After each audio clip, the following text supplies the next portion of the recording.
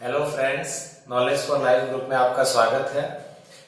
Class 10th और 12th दोनों में ही है ये विद्युत धारा, इलेक्ट्रिक करंट। इससे संबंधित थोड़े थोड़े जनरल सी बातें हैं वो आपके 10th में डिटेल से क्लास 12th में है। तो इस क्लास 12th और 10th दोनों से का ये मिश्रण जो टॉपिक है उसमें विद्युत धारा वाले पार्ट में आपने पीछे काफी सारे टॉपिक पढ़ चुके हैं और पिछले जो प्रीवियस वीडियो था उसमें आपने विद्युत धारा का उष्मीय प्रभाव पढ़ा था, थर्मल इफेक्ट या heating effect of electric current. तो इसके बारे में आपने पीछे पढ़ा था और थोड़ा सा मैं आपको बता दूं, जो हीट का फॉर्मूला आया था वो H = I² delta T upon J। यदि आप लेते हो तो वो जो आंसर है वो कैलोरी में बदल जाएगा, अन्यथा वो जूल में रहता है। IR को आप V भी लिख सकते हो, तो VI into delta T upon J। इसके द्वारा आपने जूल्स लॉ, जूल का नियम भी प्रूव कर लिया था। ठीक है, आज हम इसी फॉर्मूले को ही, ये फॉर्मूला पिछले वाले टॉपिक में भी था, इस वाले टॉपिक में भी है जो अभी पढ़ रहे हैं विद्युत शक्ति, और नेक्स्ट जो टॉपिक हम पढ़ेंगे विद्युत ऊर्जा उसमें भी है। तो ये एक ही फॉर्मूला है, 3 टॉपिकों में काम आता है। इस फॉर्मूले को बनाने के लिए जो भी आपने पीछे सूत्र काम में लिए हैं, फॉर्मूले काम में लिए हैं, वो भी पीछे आपके पढ़े हुए हैं। तो विद्युत शक्ति,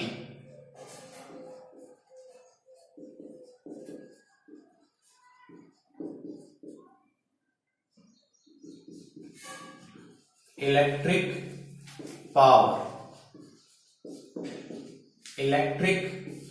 पावर, शक्ति आपने पीछे जो भी कक्षाएं थी उनमें आप पढ़ चुके हो, विद्युत पावर किसे कहते हैं।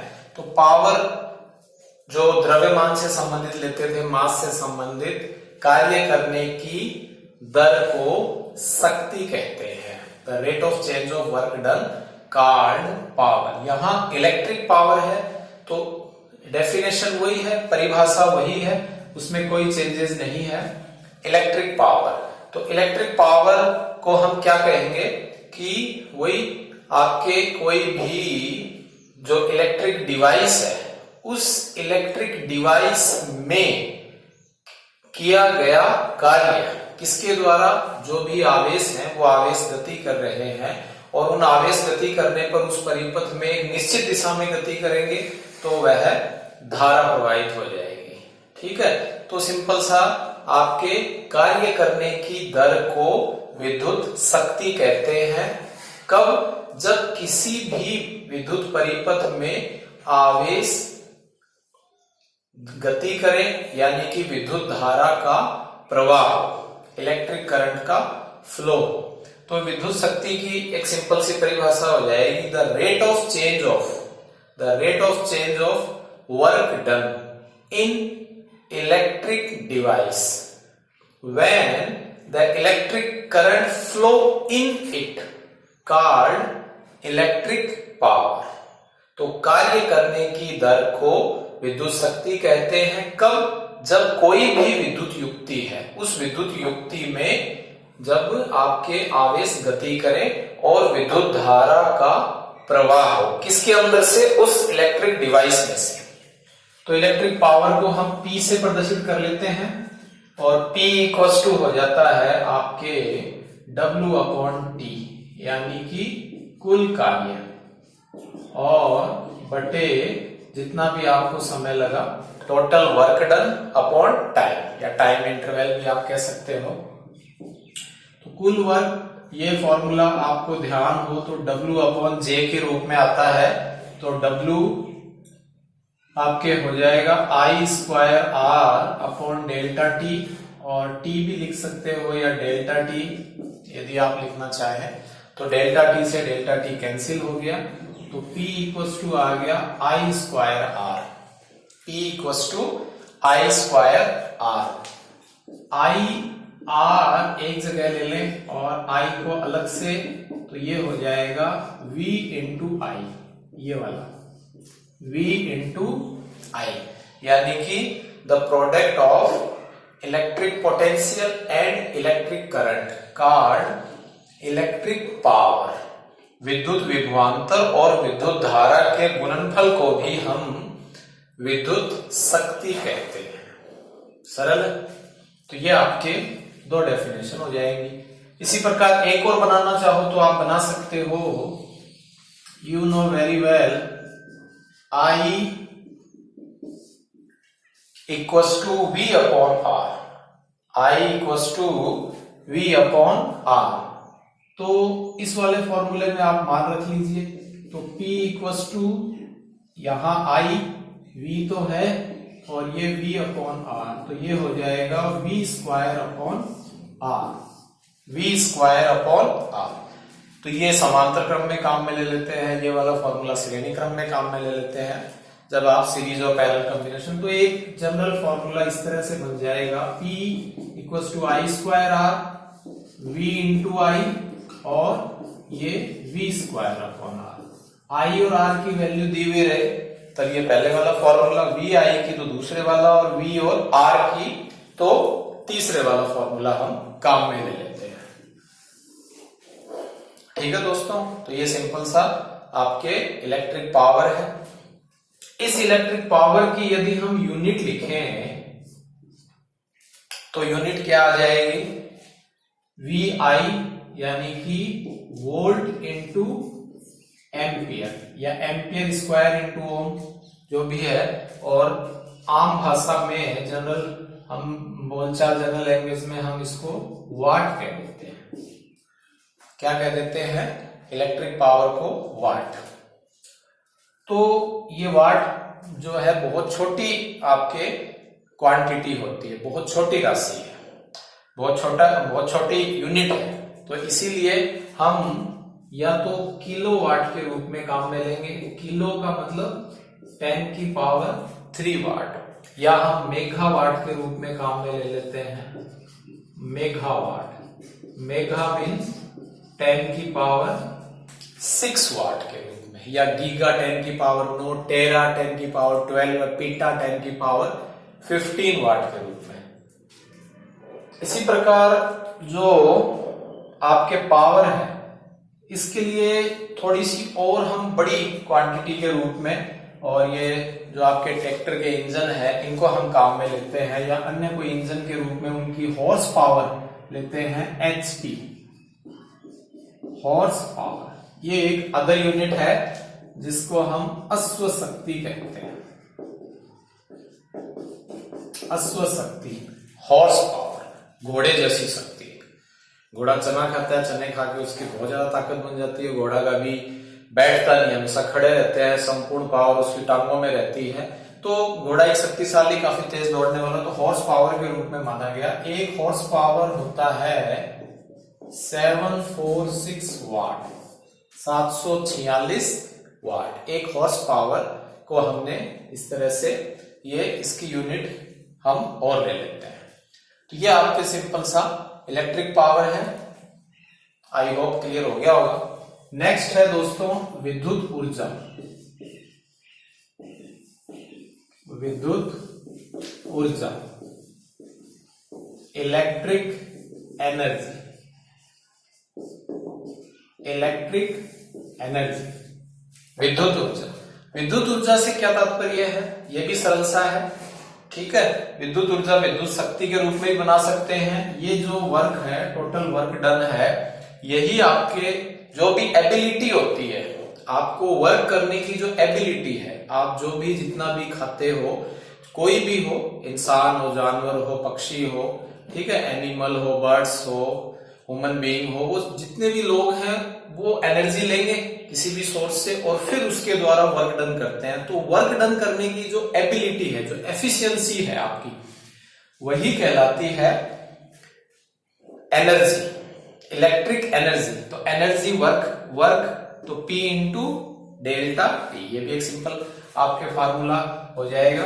और इलेक्ट्रिक एनर्जी यदि हम एक क्लोज सर्किट के रूप में लें तो ये एक सिंपल सी हो जाएगी, the work done by the electric device. एक देखिए दोस्तों, पीछे तो आपने बात की थी इसकी, इलेक्ट्रिक डिवाइस की, और यहां हम बात करेंगे इलेक्ट्रिक डिवाइस, इलेक्ट्रिक सोर्स की बात करेंगे हम यहां हम ले लेते हैं इलेक्ट्रिक सोर्स और यहां हम ले लेते हैं इलेक्ट्रिक डिवाइस।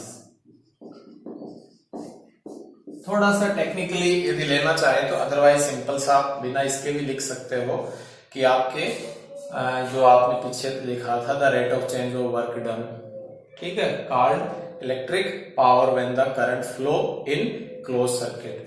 तो यहां इलेक्ट्रिक डिवाइस इट मीन आप कोई ना कोई रेजिस्टेंस ले लो, बल्ब है, कोई गीजर है, कोई हीटर है, that is the electric device. Electric source it mean आपके बैटरी, ठीक है, या आपके सेल या आपके generator, that is the electric source. तो the work done by the electric source when the electric current flow in closed circuit in electric circuit called electric energy. जब कोई भी विद्युत स्रोत के द्वारा बंद परिपथ में कार्य किया जाता है, जिसके कारण परिपथ में धारा प्रवाहित होती है, वो जो आवेश है वो एनर्जी को लेके जाते हैं, तो वो जो कार्य किया जाता है, ठीक है, सिंपल जो कार्य किया जाता है, वर्क डन किया जाता है, उसी को हम कह देते हैं विद्युत ऊर्जा। तो सिंपल सा आप लिख सकते हो किसी भी विद्युत स्रोत के द्वारा बंद परिपथ में किया गया कार्य जिसके कारण परिपथ में धारा प्रवाहित हो। और इसके द्वारा आप लिख सकते हो W इक्वल टू हो गया P इंटू डेल्टा T। कहने का अर्थ यह है, यही फॉर्मूला जो आपने शुरू में लिखा था ये फिर से रिपीट हो जाता है। तो ये जो वर्क डन है इसी को हम लिख देते हैं E, और ये है आपके इलेक्ट्रिक पावर इनटू टाइम, यानी विद्युत शक्ति और समयांतर या समय के गुणनफल को विद्युत ऊर्जा कहते हैं। सिंपल। तो इलेक्ट्रिक पावर जो भी आप फॉर्मूला लिखना चाहे, I square R into delta T या V I into delta T, या ये वाला आप लिख सकते हो V square into delta T, V square upon R into delta T, that is called electric energy. इस इलेक्ट्रिक एनर्जी की जो यूनिट वो दोस्तों आपके होती है वही जूल। और हम ये सारा का सारा जो भी पढ़ रहे हैं वो इलेक्ट्रिक सर्किट है जो आपके घरों में काम में आता है। तो घरों के अंदर जो विद्युत ऊर्जा है, ठीक है, घरों में विद्युत ऊर्जा का जो मापन है, घरों में विद्युत ऊर्जा का मापन, measurement of electric energy in home, उसके लिए हम लेते हैं दोस्तों यूनिट। उसके लिए जो विद्युत ऊर्जा की इकाई है यूनिट, इसका मतलब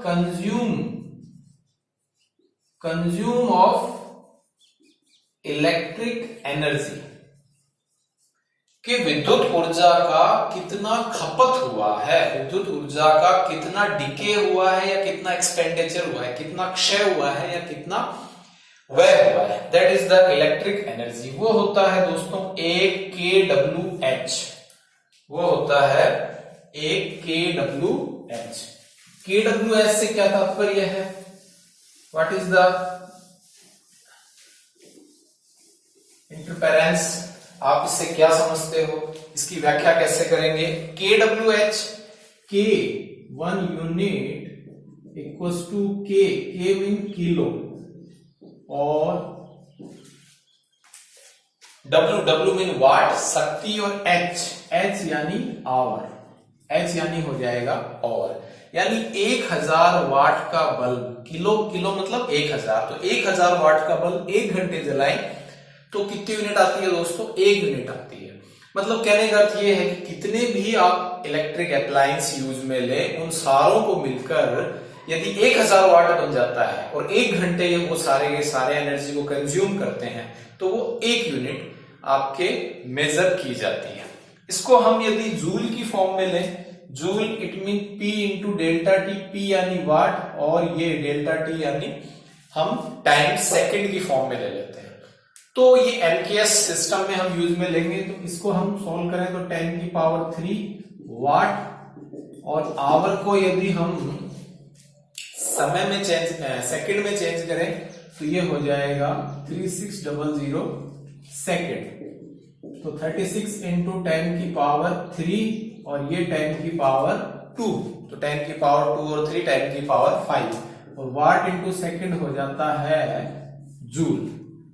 वाट इंटू सेकंड क्या हो जाएगा, जूल हो जाएगा। तो इस रूप में भी लिख सकते हो या 3.6 इंटू 10 की पावर 6। इसका मतलब 10 का मल्टीप्लाई और 10 का डिवाइड कर दिया। 10 का जो मल्टीप्लाई किया वो तो 10 की पावर 6 हो गया और जो डिवाइड किया वो यहाँ पॉइंट के रूप में। ऐसा क्यों लिखा, मेगा के रूप में लिखने के लिए। 10 की पावर 6, 9, 3, 12 ये आपने कुछ इस तरह से सफिक्स ले लेते हैं तो ये हो जाता है जूल। 3.6 mega joule, 1 unit. तो 1 यूनिट बराबर होता है 3.6 गुना। इसको हमने इस तरह से जूल की फॉर्म में भी लिख सकते हैं, आता रहता है 36 इंटू 10 की पावर 5 या 3.6 इंटू 10 की पावर 6, इन दोनों ही रूप में लिखें। अब ये जो एनर्जी का जो कंज्यूम हुआ है, कंजप्शन हुआ है, कितना खपत हुआ है, यानी जो खपत हुआ है किसका, विद्युत ऊर्जा का, इसको यदि हम दोस्तों करें तो इसको सॉल्व करने के लिए हम ये ले लेते हैं कि जो भी आपके शक्ति है और उस शक्ति को आप समय से गुणा कर लेते हैं। यही होता है फॉर्मूला, शक्ति इंटू समय। अब आपको बनाना है ये यूनिट के रूप में। किस रूप में लेना है, यूनिट के रूप में। तो 100 का मल्टीप्लाई 1000 का मल्टीप्लाई और 1000 का ही डिवाइड कर देते हैं। तो 1000 का जो मल्टीप्लाई करेंगे 1000 का, वो तो यूनिट बन गया और अपॉन में 1000 और आ जाएगा। तो कहने का अर्थ यह है, इस तरह से आप यूनिट के रूप में यदि लें तो शक्ति गुना समय अपॉन 1000 कर लेना, तो इससे आपके सिंपल यूनिट का मेजरमेंट हो जाता है। इसी तरह से यदि ये जो विद्युत ऊर्जा है, इलेक्ट्रिक एनर्जी है, और इसको हम और थोड़ा सॉल्व करें कि टाइम भी दे दे, टाइम है यहाँ, टाइम के साथ साथ डेज दे दे, इसी प्रकार उसके यूनिट के रुपीस भी दे दे, तो एक ही फॉर्मूला यदि हम बनाए तो इसमें P into T into D और इंटू करेंसी ले सकते हो C अपॉन 100,000। ये एक जनरल फॉर्मूला आप इस तरह से याद रख सकते हो। तो P हो गया पावर, विद्युत शक्ति, और T हो गया टाइम, विद्युत ऊर्जा, ठीक है। और D हो गया डेज, दिन, और C हो गई करेंसी, यानी जो भी आपके पैसे या रुपए। तो ये भी आप दोस्तों फॉर्मूला एक सिंपल सा याद रखें और इससे आप यूनिट के साथ साथ जो पैसे हैं घरों में, ऊर्जा के जितने पैसे आए उसको आप मापन कर सकते हो। यदि रुपए पूछ लें तो आप रुपए से मल्टीप्लाई कर देना, नहीं पूछें कितनी यूनिट आई तो P, T और D, इससे आपके यूनिट आ जाएगी। तो इसके लिए आपकी बुक में एक न्यूमेरिकल है छोटा सा 33 का, ठीक है, पॉज करके लिखिए। तो एक न्यूमेरिकल छोटा सा क्या है दोस्तों कि एक रॉड ली गई है, एक निमज्जन छड़ है, एक पानी गर्म करने की रॉड है, और उस रॉड की जो पावर है वो है 1500 वाट, ठीक है, जनरली होती है 1500 वाट की। और इसको डेली यूज में लेते हैं हम 3 घंटे हमेशा यूज में लिया जाता है। अब ये कह रहा है कि डेज जो है वो है 30 डेज, 30 दिन तक हमने काम में ली, और ये कह रहा है कि जो यूनिट है वो है 5 रुपए प्रति यूनिट के। एक यूनिट के कितने पैसे हैं, कितने रुपए हैं, 5 रुपए, पैसे रुपए। तो आपसे पूछा है कुल कितने पैसे खर्च हुए, तो ये हो जाएगी आपके ई, और किसमें हो जाएगी, रुपए में। ठीक है, ऊर्जा जो यूनिट है वो रुपए में। तो इसके लिए फॉर्मूला है ही P into T into D into C upon 1000, 1500, 335 upon 1000,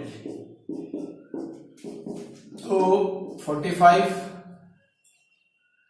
और ये 15, तो 15 5 जा 15 5 75 5 7 15 चौक 60, ये आ जाएगा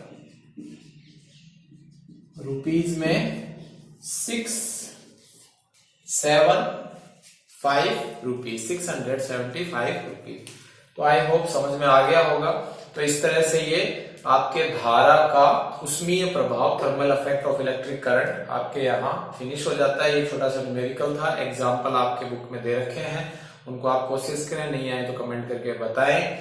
नेक्स्ट हम धारा का चुंबकीय प्रभाव जो है, magnetic effect of electric current, वो हम पढ़ेंगे। वो उसको हम प्रैक्टिकली भी स्कूल में यदि जाएंगे तो समझने का प्रयास करेंगे। आई होप समझ में आया होगा। यदि आया है तो साथियों को और भी लोगों को शेयर करें, सब्सक्राइब करें, लाइक करें। Thanks for watching.